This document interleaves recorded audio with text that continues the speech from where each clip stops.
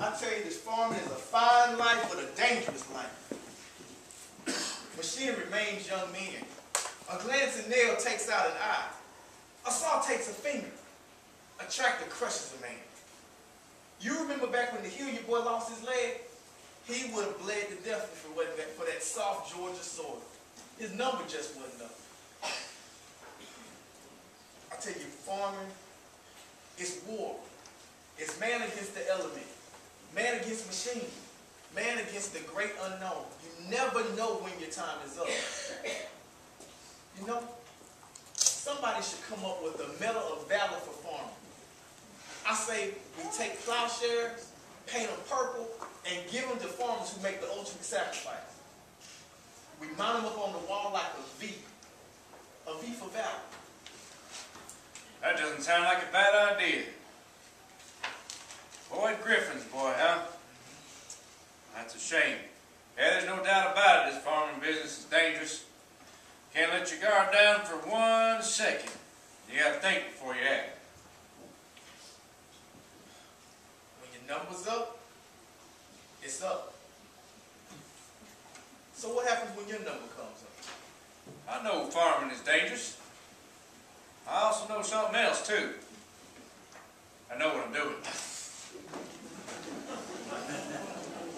You ever thought about coming to church with us on Sunday? Katie would be tickled if you would come and have Sunday dinner with us sometime. And you know what? This Sunday is homecoming at Antioch. Your mama will be there. We'll all be there.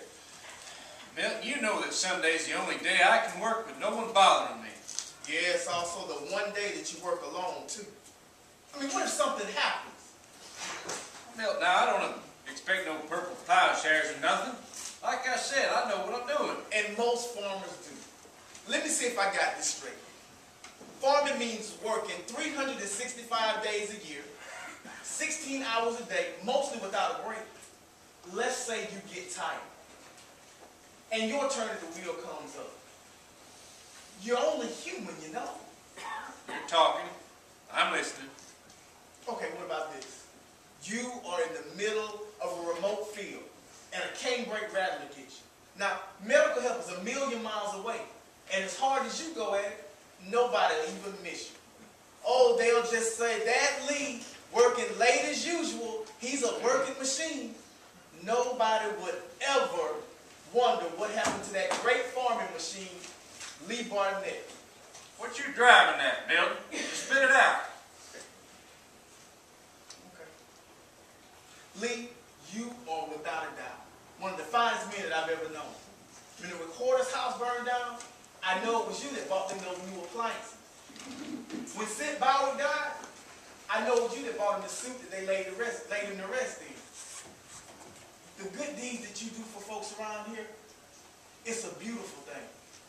And you know, I've never heard you say one thing about it. But word gets around, Lee. Word does get around. Look, I know you like to drink every now and then. I know you like to get as high as a Georgia pine. But you are a good man. The good things that you do for people around here is beautiful. Your actions, a man's actions should always speak louder than his words. And your actions, they spring from the loudest pine tree, the highest pine tree that's ever grown in Georgia.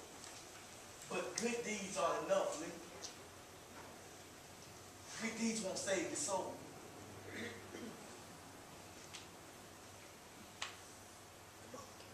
Your mama came to me this week. And she's concerned about it.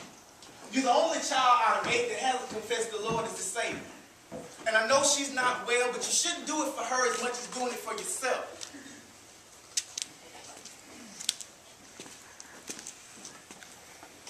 Lee, when my daddy died, you were like a father to me. You taught me everything that I needed to know about working this farm. You sent me to college. Something that I never thought that I'd be able to do on my own. You gave me the solid ground that I needed growing up. Now, I've had this burden weighing on me for which feels like my entire life. To make sure that you got to heaven.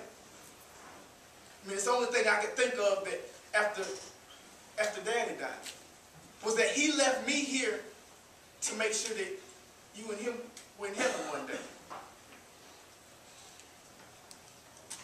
Lee, do you realize that when my mama dies, that you're all the family that I have left? I'd be a nobody without you. I care about you. I really do. Every night, I go to bed and I pray for him. I pray for the one man that opened up a whole new world for me and my family. The Lord will look after you, Lee. He really will. The Lord?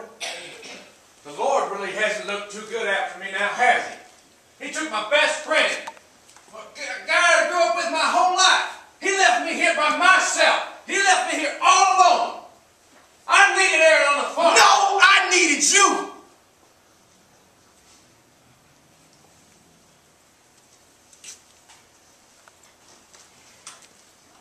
What do you say, Lee? Can I tell Katie to set an extra place at the dinner table on Sunday? Well, Preacher Atkins been working on me at Nug's Cafe over breakfast every morning. We mostly talk about football. Every once in a while he'll throw in something about going to church. If I didn't know better, I think y'all come up with a secret play. Tell you what, Milt. I might be to ante up for homecoming, but don't you tell Mom. My mind not made up.